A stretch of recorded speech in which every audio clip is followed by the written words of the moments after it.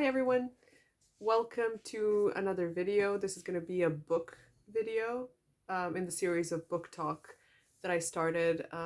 It's a second one, and this book is really something that I plan to talk about, but it is really difficult because it's a big subject, big topic, and it's an extensive book. It has 500 pages, and I selected the book firstly because of the cover.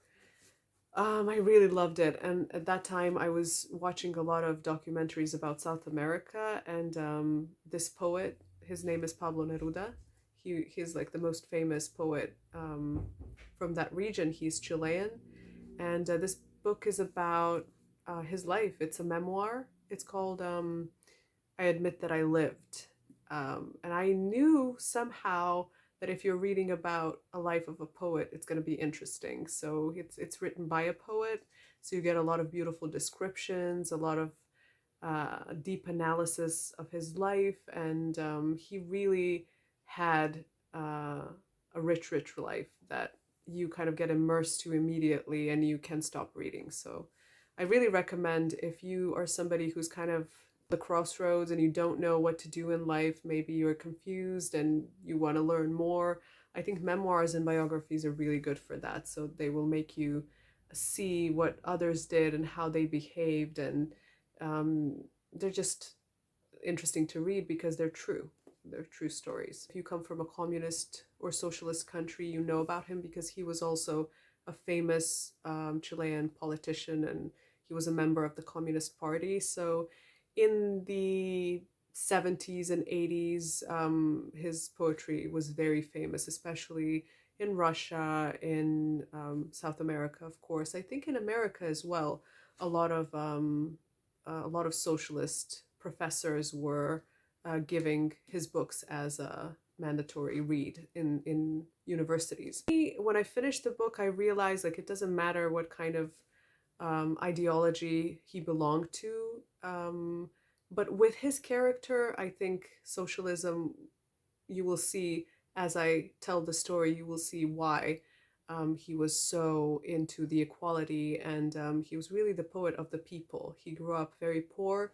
He grew up with people who were underprivileged, and he was always going back to that. He never wanted to become rich or have power and money and all of that. So he just wanted to experience life in his vastness, as opposed to just kind of climbing and becoming, I don't know, super popular. So that was never his thing.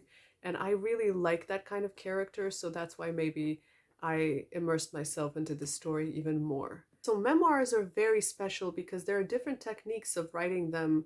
And you can even try, as practicing English, you can try to write like a short story about your life and see how that goes. It's memoirs are interesting because they have a timeline from, usually from childhood up to the older days. He, I think, stopped with the writing memoirs when the Chilean president Allende was murdered.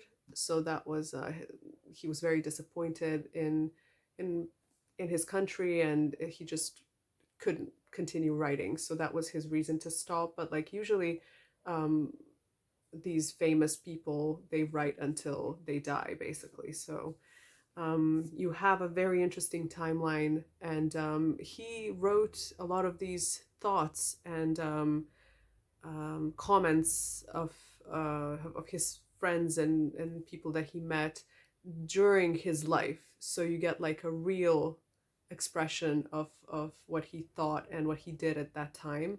So it's not like something that he remembered.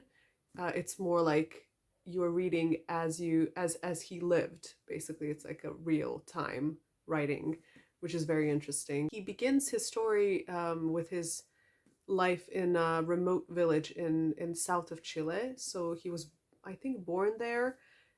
He lost his mother, so he lived with his father, and they lived a very tough life. His father was building railroads or roads. South of Chile was not explored enough at that time, so they needed to build and construct these roads and railroads so that they could transport people and goods, and that was a very hard work, especially because climate in south of Chile is not the most pleasant. So you have a lot of like cold days, you have a lot of rain. It's very harsh to live, and but it's beautiful. Visually, it's stunning. So he kind of was inspired by nature. In a lot of his poems, he would write about these forests and mountains and the ocean that was kind of very rough, and you don't have a lot of like beautiful beaches there. It's more like the ocean is the current is cold, so the ocean is constantly rumbling and making noises. And he usually would spend summers on the coast, and he would look at this ocean and kind of think about life. So he was a kind of a loner, I think, and a really deep thinker from his very young age. So he decided to become a poet, and his father was against it. So Neruda actually changed his name. So his full name is very long, as you have these long names in South American countries. I will write the name below, but he decided to make an artistic name for himself, and he decided that that would be Neruda. I don't really know why. Neruda is actually a Czechoslovakian last name or Polish, but yeah, he loved it, and that kind of worked for him. In this village where he was growing up, there were a lot of indigenous people, and he made friends with everyone, and he really admired their culture and the way they looked and the way they behaved and their intelligence. And he kind of couldn't understand why the government was against these people, because they're also, you know, he belonged to that group of people. So why would the government be against the people? So that was something that he questioned from a very young age, and maybe that's why he became a socialist or a communist in the end. So in high school, I think he moved to Santiago, which is the capital of Chile, and that was like late 20s, early 30s. He was living very poorly with a lot of other poets and artists. They had like a bohemian lifestyle at that time, and he never stopped writing. So even though he sometimes didn't have money for food, he would continue writing because he thought maybe someday he could kind of pay off his life from writing.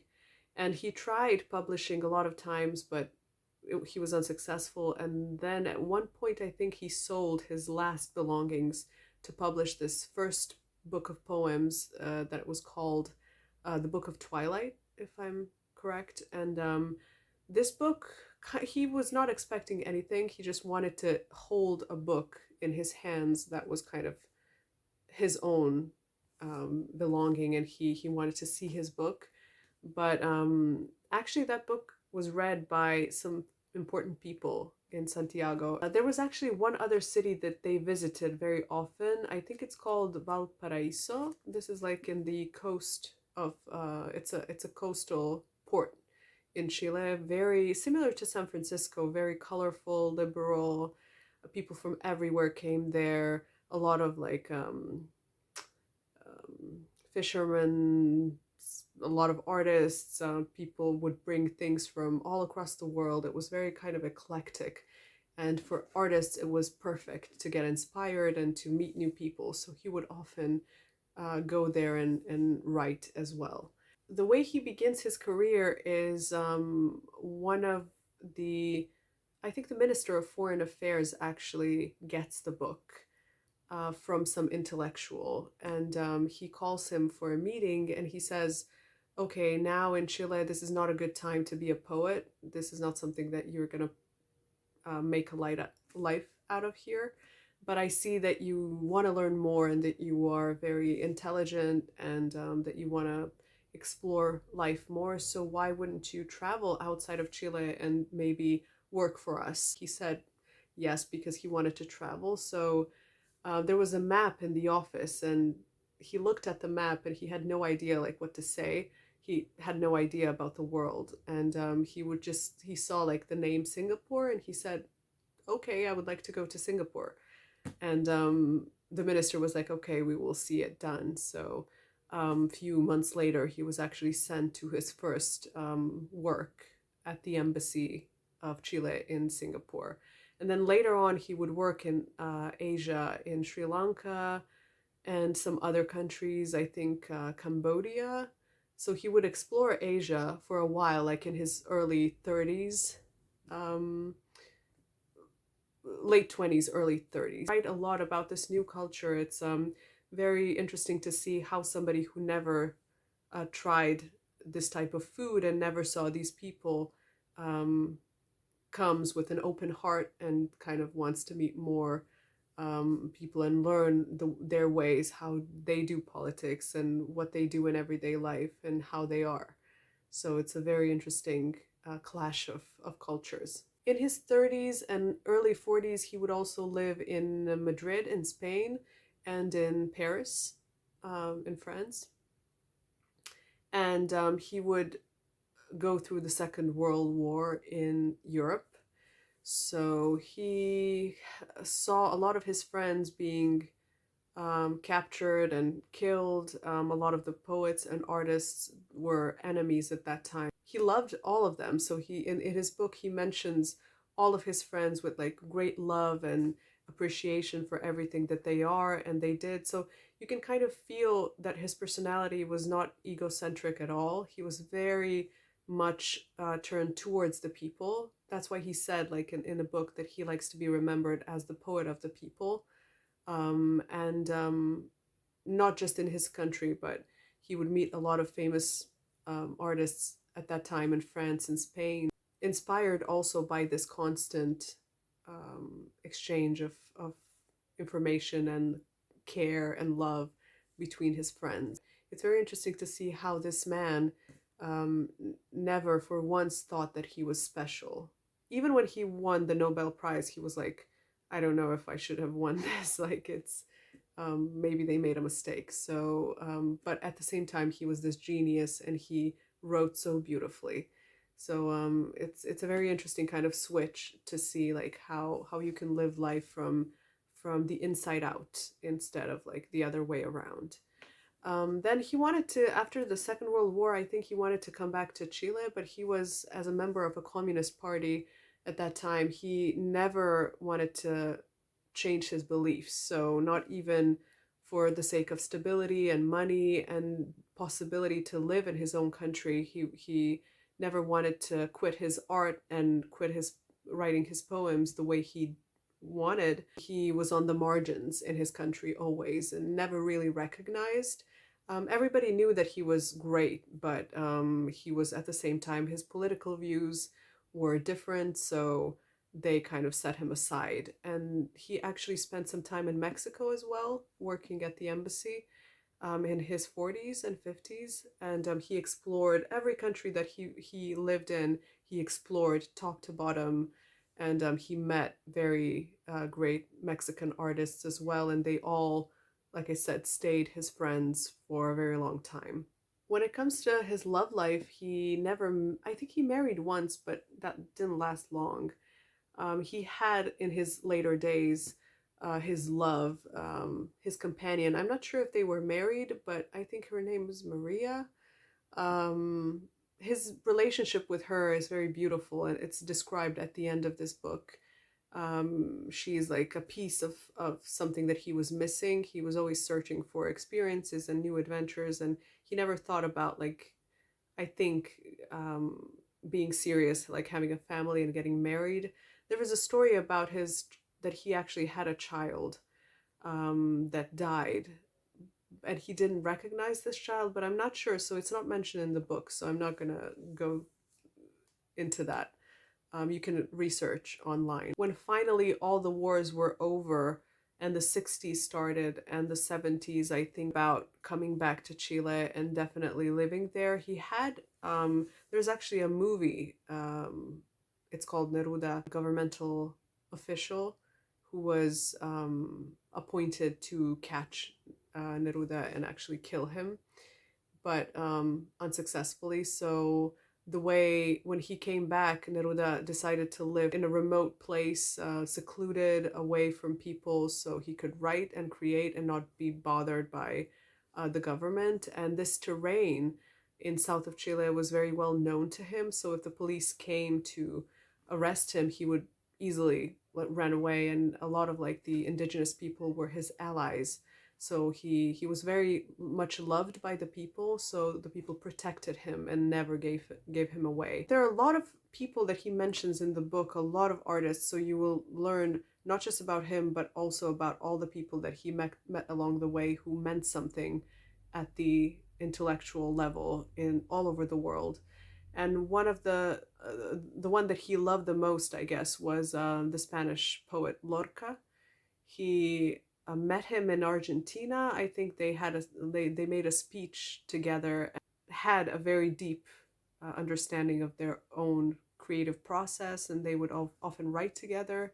But sadly, Lorca was killed in the Second World War, and kind of Neruda thought about this, that this could be a possibility, because Lorca was very different, and he was a very gentle soul. It is also a lesson for us, because a lot of great people in history were not in the right time at the right place. They were ahead of their time. Sometimes they were very sensitive, or they were kind of misunderstood. So their art was discovered much, much later. So there are many, many, many artists who had this destiny. And Neruda was a strong man.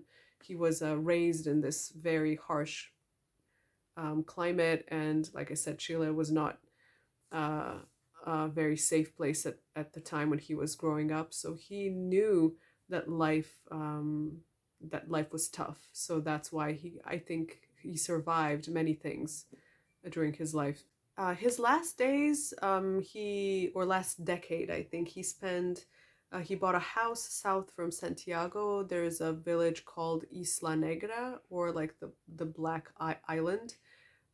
It's on the ocean, overlooking the ocean. So I think this house is still open today as his museum. You can go there and visit. I think that's where he finished the memoirs. That's where, because a lot of the segments from the book are actually written in Isla Negra. So that was kind of written after everything finished and when he finally settled there. And he lived there with his couple. In the book, he also writes about the power of the poetry. Poetry is not something that you would like decide to do if you wanted to make money, or if for whatever reason, like poetry is very subjective. So who's to say, are your poems going to transgress to the other side and be accepted by the people or by the audience? Are they going to be valuable? So this is something that poets, I think, the way he saw this is that you shouldn't think about being accepted. You should be honest and true to your inspiration, and whoever kind of finds out and sees your poems as inspirational, they are going to be recognized. But if not, that's not something that you should be sorry about, because you always want to be honest with yourself. So that's how he wrote all of his poems until the end. Lastly, there are two things that I really admire and appreciate, and I take from this book, and I kind of go back to it and read again. The first thing is the way he compares nature with a human existence, and how humans kind of exist in codependence with nature, and how we can always go back and look at it and see that there is something older and much more important than we are, and we can learn great things from observing animals and the way natural processes happen. So every time when he needed peace and when he needed inspiration, he would go back to his village. And the second one, again related to his childhood upbringing, is his involvement with indigenous people. He admired a lot of indigenous artists. He mentions them in the book. So in Chile, I think, I'm not very familiar the difference between wars that happen between the Spanish conquistadors and the indigenous people in South America. In Chile, I think there were many different tribes. One of them, like I said, being Mapuche tribe in the south of Chile, and there were other tribes in Patagonia, in Argentina, and he, at the end of his life, he would read a lot of books. Some of the books were forbidden, and he would find them and read about like what was the mission, what was the reason why these indigenous people had to suffer and be taken away from their land so that, you know, some other people could make profit. So since he was the poet of the people, he never understood why there was this such a big gap and um, such a big difference between people who were of a different skin color. So, of course, he talks about racism as well, and how people who had indigenous features were always kind of looked in a different way than others who kind of looked more European. And he never understood why, because for him, like, each group has had its own beauty and its own value, and this is something that is so relevant today, so we can definitely learn from his viewpoint, definitely be inspired by his courage. So whenever there was like a political protest or an action in his own country or abroad, he would always participate or at least go and see what was going on. He wanted to be involved in every aspect of like the people fight. It's actually a very cool sentence where he says that, you know, if you're fighting for your rights, the other party is always going to make you look aggressive, but you're actually just trying to bring your basic rights back to you. So the way that these riots and these protests were characterized and marked by history as something negative maybe or something aggressive, in essence those were the people just kind of standing up to whatever was bothering them. So he was always at that side, at the side of the people. And he was against imperialism as well. So in America, he was well known, and he was studied by a lot of artists and professors at that time. You can research more about these power fights in this part of the world, and he was kind of in the center of it as well.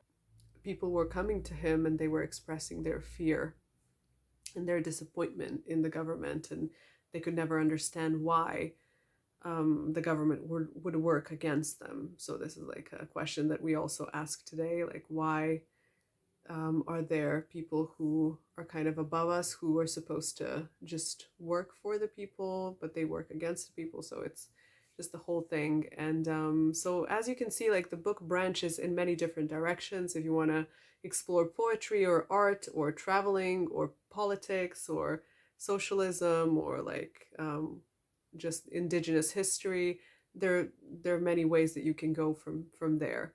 Video is already so long, so I'm gonna end it here. And I hope I was concise. It's a very long life. It's a long story, and there are many things that I hope that you will enjoy while you read. Um, Write me in the comments if you have read it. What do you think about the book? What do you think about him as a poet and as a politician? So we can have a little bit of a dialogue. And I'm preparing some other books that I'm currently reading. Keep studying English. I will see you in the next one. Bye.